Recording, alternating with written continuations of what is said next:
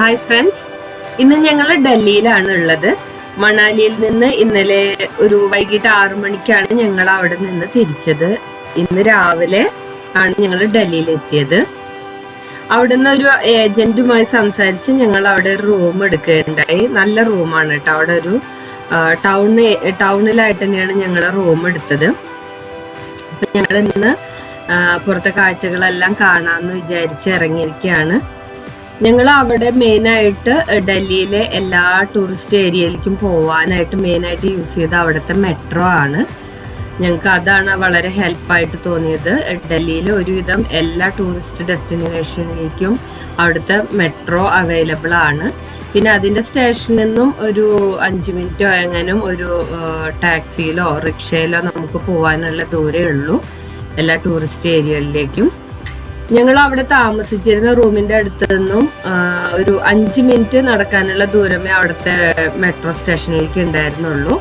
ഞങ്ങൾ ഒരു റിക്ഷ എടുത്തിട്ടാണ് പോയത്. ആ ഒരു യാത്ര വളരെ രസമായിട്ടുണ്ടായിരുന്നു.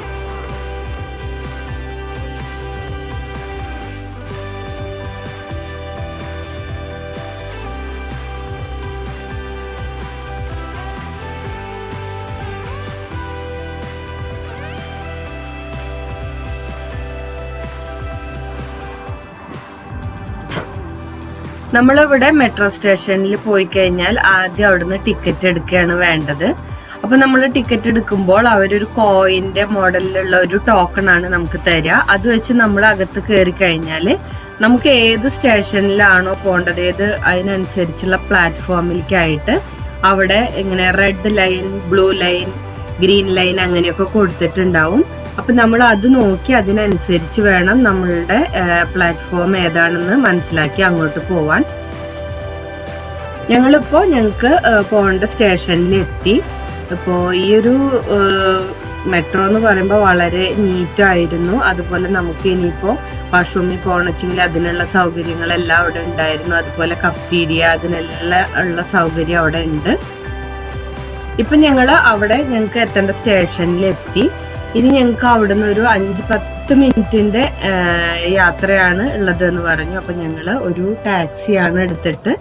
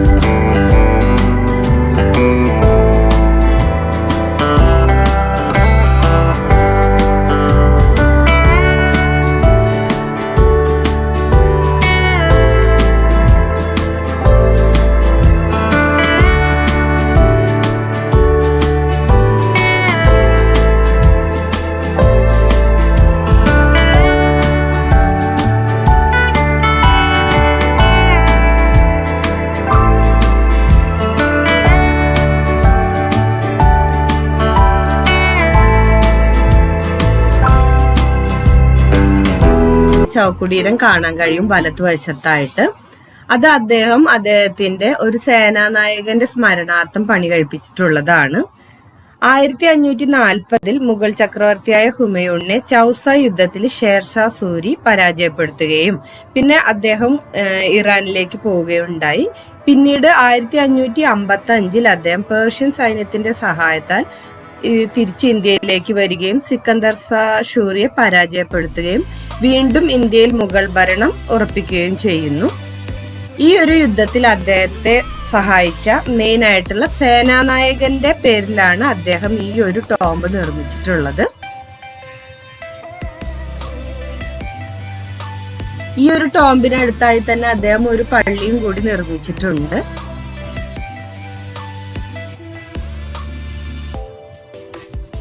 ഇവിടെ നമുക്ക് ഈ ഒരു ശവകുടീരം, ഈ സേനാനായകന്റെയും പിന്നെ ഈ ഹുമയൂണിന്റെയും ഈ ഒരു ശവകുടീരം എല്ലാം നമുക്കൊരു മുഗൾ വാസ്തുശൈലിയിലായിട്ടാണ് പണി കഴിപ്പിച്ചിട്ടുള്ളതായിട്ട് കാണാൻ കഴിയുന്നത്.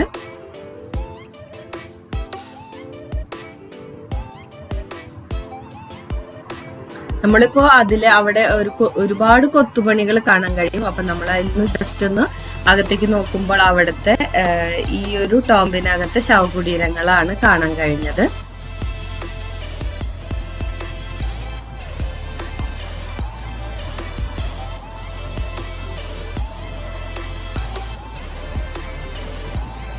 ഇവിടുത്തെ കൊത്തുപണികളെല്ലാം വളരെ മനോഹരമായിട്ടുണ്ടായിരുന്നു.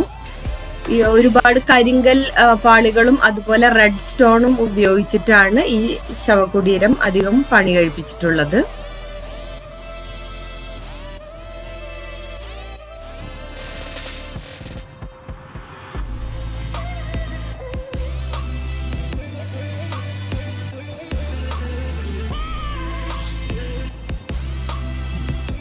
ഇവിടെ ഈ ഒരു ശവകുടീരവും അതിനോടനുബന്ധിച്ചുള്ള സ്ഥലങ്ങളെല്ലാം വളരെ നീറ്റായിട്ടാണ് അവര് നോക്കിയിട്ടുണ്ടായിരുന്നത്.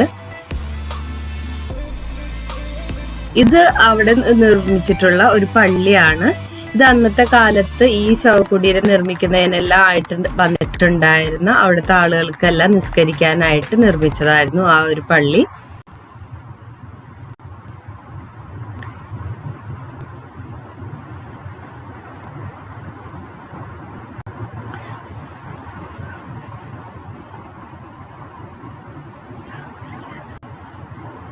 ആ ഒരു പള്ളിയോട് ചേർന്ന് തന്നെ ചെറിയൊരു കോട്ടയുടെ രൂപത്തിലുള്ള കുറച്ച് നിർമ്മിതികളും കൂടി അവിടെ നമുക്ക് കാണാൻ കഴിഞ്ഞു. അവിടെ അന്നത്തെ കാലത്ത് വന്നിരുന്ന അവർക്ക് താമസിക്കാനും കൂടി നിർമ്മിച്ചതായിരിക്കണം എന്ന് കരുതുന്നു.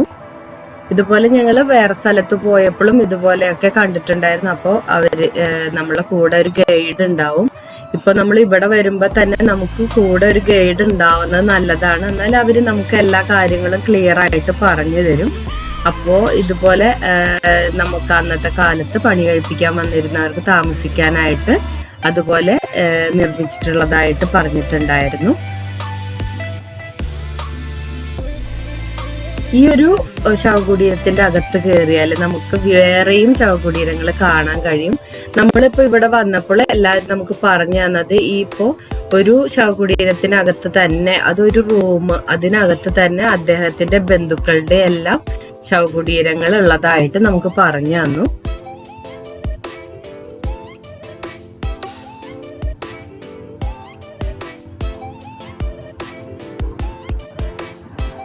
ഡൽഹി ഒരു ചരിത്രപ്രധാനമായിട്ടുള്ള ഒരു സ്ഥലമായതുകൊണ്ട് തന്നെ നമ്മൾ അവിടെ സന്ദർശിക്കുന്ന ഇത്തരം സ്ഥലങ്ങളെല്ലാം സന്ദർശിക്കുമ്പോൾ നമുക്ക് ഒരു ഗൈഡ് ഉണ്ടാവുന്നത് നല്ലതാണ്.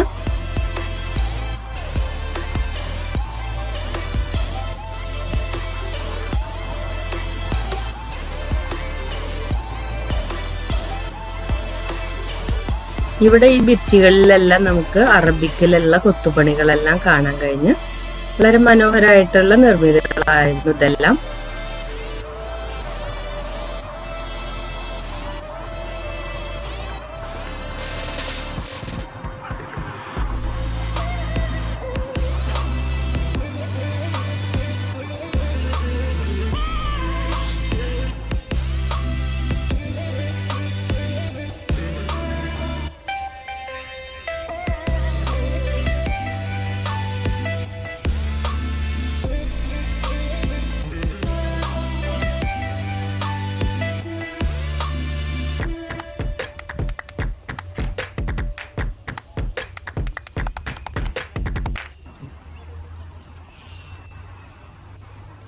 അപ്പൊ നമുക്ക് കാണാൻ കഴിയുന്നതാണ് അന്ന് പണി കഴിപ്പിച്ചിട്ടുള്ള ആ ഒരു പള്ളി.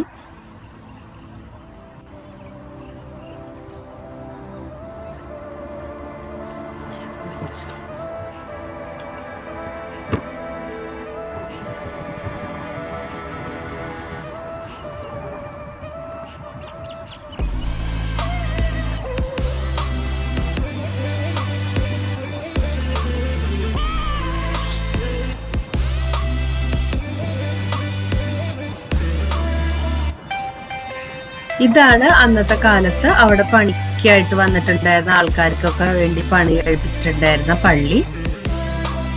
ഇവിടെ നമുക്ക് അതിന്റെ പുറംഭാഗത്തായിട്ട് തന്നെ ഒരു കിണർ കൂടി കാണാൻ കഴിഞ്ഞു.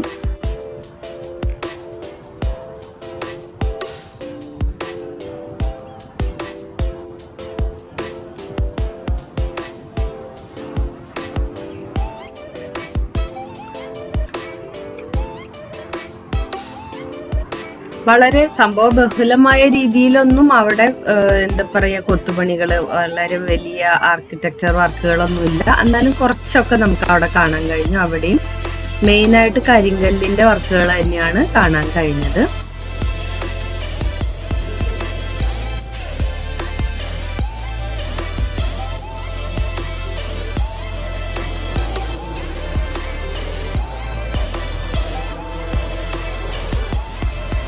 ഇവിടെ മുകളിലേക്കായിട്ട് കുറച്ച് ഇതുണ്ടായിരുന്നു, സ്റ്റെപ്പുകൾ ഉണ്ടായിരുന്നു. ഞങ്ങൾ അങ്ങനെ മുകളിലേക്കൊന്നും കയറി നോക്കിയിട്ടില്ല.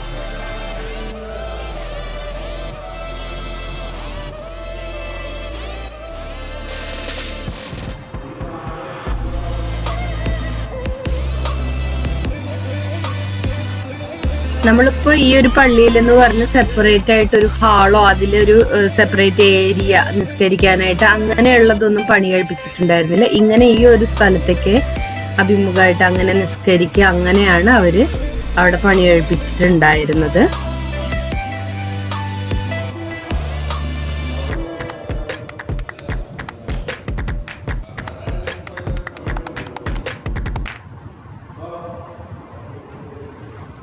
മൂപ്പരിപ്പോ വരാ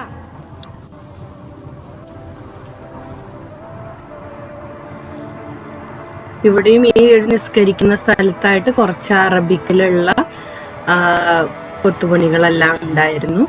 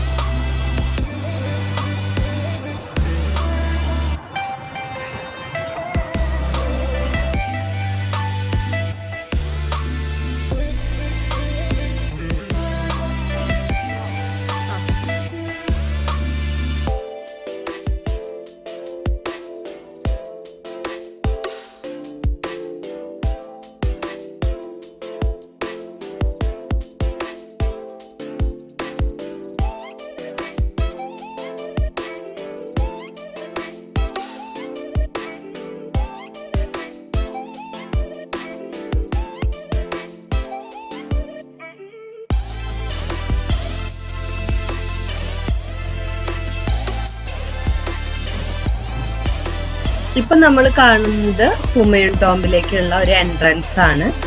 ഇതുപോലെ തന്നെയുള്ള ഒരു എൻട്രൻസ് ആയിരുന്നു നമുക്ക് താജ്മഹലിന് മുന്നിലും നിർമ്മിച്ചിട്ടുണ്ടായിരുന്നത്. അത് അല്പം കൂടി വലുതും ഒരുവിധം മുഴുവനും റെഡ് സ്റ്റോണിൽ അങ്ങനെയാണ് നിർമ്മിച്ചിട്ടുണ്ടായിരുന്നത്. നമുക്കിവിടെ താജ്മഹലും ഹുമയൂൺ ടോംബും തമ്മിലുള്ള വ്യത്യാസം എന്ന് പറയുമ്പോൾ ഹുമയൂൺ ടോംബ് മുഴുവനായും റെഡ് സ്റ്റോണിലാണ് നിർമ്മിച്ചിട്ടുള്ളത്. അതുപോലെ താജ്മഹല് വൈറ്റ് മാർബിൾ യൂസ് ചെയ്തിട്ടാണ് നിർമ്മിച്ചിട്ടുള്ളത്. ഇവിടെയും നമുക്ക് വളരെ മനോഹരമായിട്ടുള്ള ഒരു പൂന്തോട്ടം കാണാൻ കഴിഞ്ഞു. വളരെ വലിയൊരു ഉദ്യാനം തന്നെ ആയിരുന്നു. വളരെ മനോഹരമായിട്ടുള്ള ഒരു ആർക്കിടെക്ചർ വർക്ക് തന്നെയായിരുന്നു ഹുമയൂൺ ടോംബിലും നമുക്ക് കാണാൻ കഴിഞ്ഞത്. താജ്മഹലിനെ അപേക്ഷിച്ച് ഇവിടുത്തെ മിനാരങ്ങൾ അല്പം ചെറുതായിരുന്നു. ഇവിടെ റെഡ് സ്റ്റോണും മാർബിളും വൈറ്റ് മാർബിളും കൂടിയിട്ടുള്ള ഒരു സംശയമാണ് നമുക്കിവിടെ കാണാൻ കഴിഞ്ഞത്. മുഗൾ വാസ്തുശൈലിയിലുള്ളതാണ് ഈ ശവകുടീരം.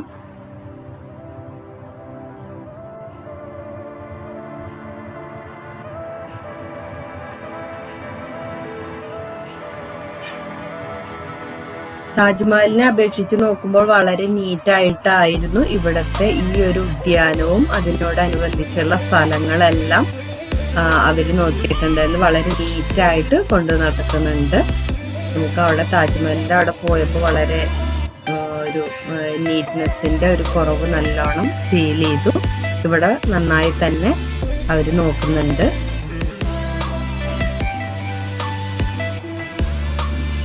പിന്നെ അത്രയും കാലഘട്ടത്തിന്റെ ഒരു പഴമയുടെ ഒരു ഇത് നമുക്ക് കാണാൻ കഴിയുന്നതിനെ അപേക്ഷിച്ച് വളരെ നല്ല ഒരു സ്ഥലം തന്നെയായിരുന്നു.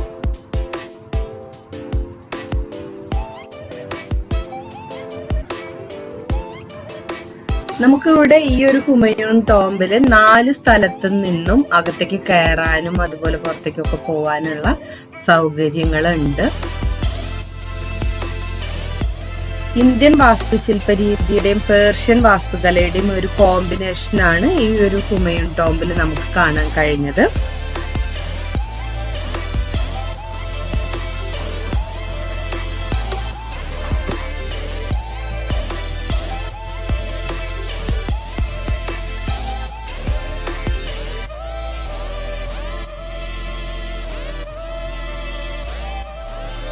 ഹുമയൂണിന്റെ മരണശേഷം അദ്ദേഹത്തിന്റെ ഭാര്യയായ ഹമീദ ബാനു ബീഗമാണ് ഈ ശവകുടീര നിർമ്മാണത്തിന് ഉത്തരവിട്ടത്. ഇവിടെ നമ്മൾ മുകളിലേക്ക് കയറുമ്പോൾ നമുക്ക് നല്ല കരിങ്കല്ലിന്റെ സ്റ്റെപ്പുകളാണ്, പടവുകളാണ് നമുക്ക് കാണാൻ കഴിഞ്ഞത്. ഇതുപോലെ തന്നെ 4 വശങ്ങളിലും നമുക്ക് കാണാൻ കഴിഞ്ഞു.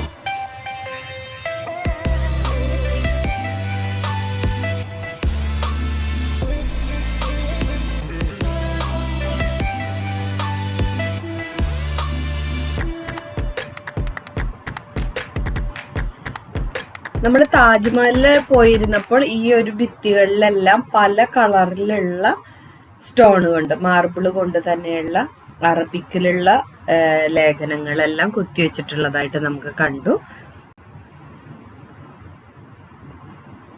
നമ്മൾ അവിടെ താജ്മഹലിലെ വീഡിയോ വേറെ ഒരു ബ്ലോഗിൽ ഇട്ടിട്ടുണ്ട്. നിങ്ങൾ കാണണമെന്ന് കണ്ടു നോക്കുക, നിങ്ങളുടെ കമന്റ്സ് അറിയിക്കുക. നമ്മൾ അവിടെ പോയതിന് ശേഷമാണ് ഇങ്ങോട്ട് വന്നത്. ഞങ്ങൾ ഡൽഹിയിൽ എത്തിയപ്പോൾ ആദ്യം പോയത് താജ്മഹലിലേക്കാണ്. പിന്നീട് വേറെ കുറച്ച് സ്ഥലങ്ങളിലെല്ലാം പോയതിനു ശേഷം വീണ്ടും റിട്ടേൺ ഡൽഹിയിൽ വന്നിട്ടാണ് നമ്മളിപ്പോൾ ഇവിടേക്കൊക്കെ വന്നത്.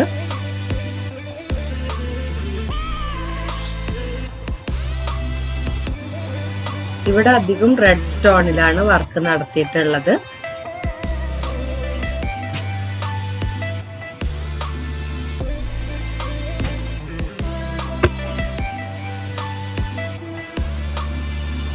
താജ്മഹൽ പോലെ തന്നെ ഈ ഹുമയൂൺ ടോംബ് നമ്മൾ 4 വശത്തു നിന്ന് നോക്കുമ്പോഴും ഒരേപോലെയാണ് കാണാൻ കഴിയുന്നത്. അതുപോലെ 4 വശത്തു നിന്ന് അകത്തേക്ക് കയറാനുള്ള സൗകര്യവും ഉണ്ട്.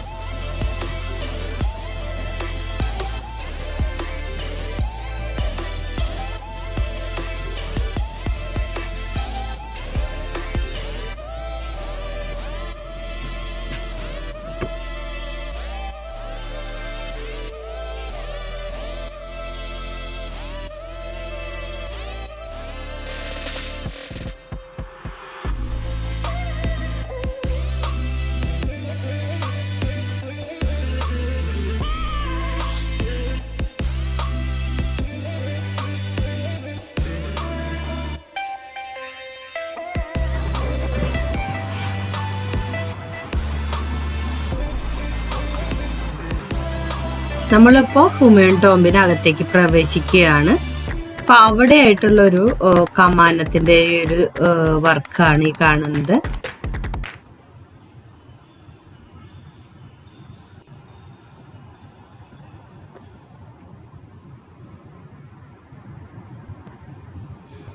ഈ ഒരു ഹുമയൂൺ ടോംബിനകത്ത് നമുക്ക് ഒരുപാട് മുറികൾ വേറെ വേറെ കാണാൻ കഴിയും.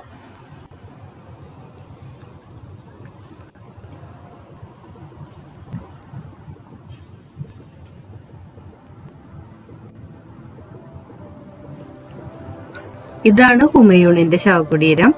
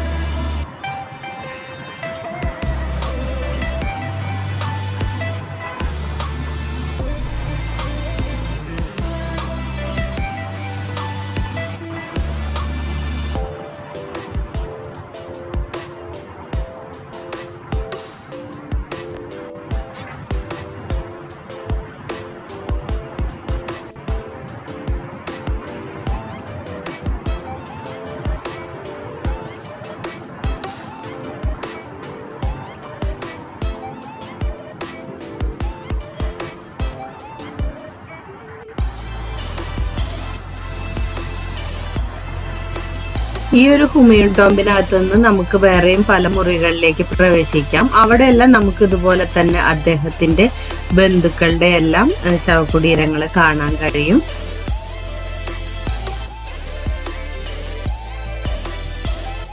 ഇത്രയാണ് ഇവിടെ ഈ ഹുമയൂൺ ടോംബിലെ കാഴ്ചകളും വിശേഷങ്ങളും.